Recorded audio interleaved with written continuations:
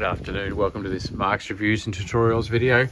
We're going to be working on the rear brake light of a BMW e87 today. To get through to, I'm talking about the center brake light here. This is the LED one that's a little bit more difficult to get through, but to get to it, we're actually going to be pulling this panel off here. Now this is a real easy one. This is a no tools panel, this one. Get your fingers under this edge just here, just along from the lump where the brake light is, and you can get in under here. I'll pull this one off, but you can just pull it straight back here. This is the panel. You see the clips here will come. So you're grabbing it right here. There's a clip right there, clip that and that, and it'll come off.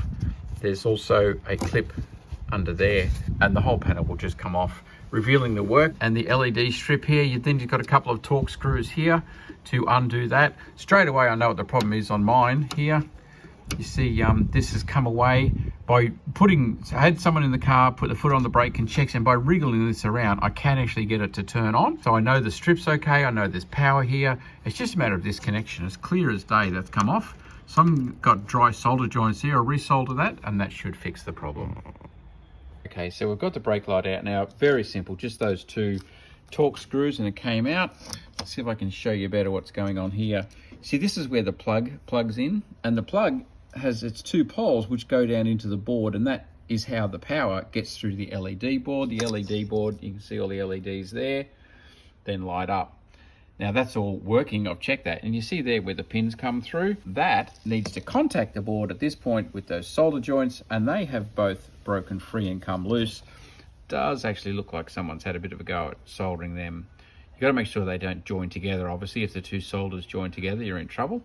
But remelt those so that it reconnects, and see if we can't repair it just that way. If there's ever any cracks in the solder or anything like that, remelting it is what it's going to take.